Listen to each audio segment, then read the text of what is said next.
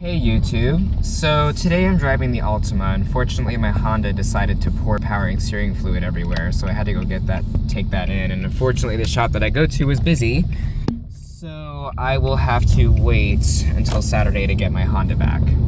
But no big deal, I'm only driving a couple places, so it's not a big deal, but it's actually good because now I can do an update on the Altima after replacing the catalytic converter attached to the manifold. So, many people have corrected me by saying it's a catalytic converter, I get it, but a lot of people call it the monolithic converter because it is attached to the manifold. It was replaced, the check engine light has since been off, and there's been no big, conniption because my mom drives her car like mad. Fuel mileage has increased a good amount. We're able to go a lot further on one tank. Actually, this might still be the same tank that since her car repair. So basically that's already been 2 weeks, and she hasn't really gone down. I mean, she's gone down a significant amount because it's been 2 weeks, but beforehand she would have to have already filled up. So that's pretty good. I mean, she's saving fuel in that aspect. Also, she's been switching off with the Expedition. So the Expedition's been getting some drives, but really it's mainly the oh shit car. Like, for example, when my Honda did the transmission, I drove this car, my mom took the Expedition. So no biggie there. The thermostat on the Camry is fixed. It was underheating the engine, so it would engage the choke and disengage the torque converter. And unfortunately, that's not a good thing. It can overheat the transmission, and it can crack the block on the engine. So that's fixed. I'm getting my power steering lines redone because one of them decided to crack and spew fluid everywhere. So it's not really, fun, but at least I got to be with the Altima. So the next step on the Altima is replacing the CV axle. Unfortunately, the boot has cracked or broken or something like that a tad, and my mom had never gotten it fixed, so my sister drove the car and noticed it was driving a little funny, and she was like, "Mom, this doesn't feel right." So basically, yeah. So now we're gonna be getting the axle done on the Altima. Otherwise, it drives great. The power has increased a little bit because there's not a lot of there still is back pressure due to the converter being there in the first place, but there's less back pressure, so the car is able to accelerate more with ease. As you can see, I'm already in 4th gear.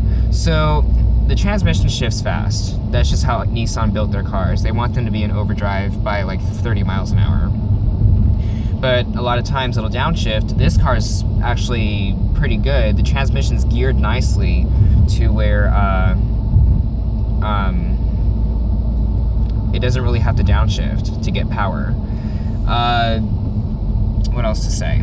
Not a CVT, so if you guys are correcting me, this is an 06, so it does not have a CVT transmission. Thank God. The only thing good about CVTs is they save gas, but every other aspect they suck. Yeah, you don't put a snowmobile transmission in a car. That's just not how it works. So that's mainly it. I don't know what else to tell you other than the fact that the car runs better, it feels better, it accelerates a little bit better, and basically it just feels more relaxed versus trying to really push itself. Yeah, I don't know what else to tell you. I mean, I'm glad this is an 06 and not like an 07 to 12 or 15 even, because I dread the CVT.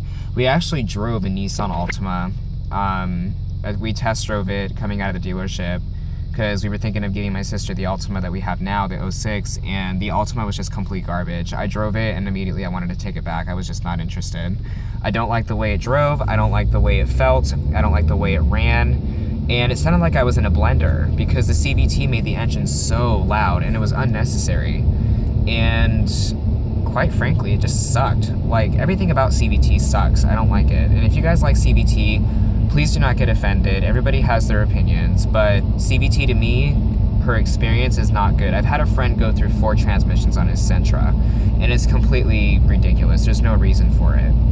So mainly I'm blabbering on about other cars. I just wanted to let you guys know that the Altima is fixed. The only thing that we really have to do now is just replace the axle, and that's about it. I mean, everything else is pretty Gucci, and we'll go from there. But I'm about to get on the highway.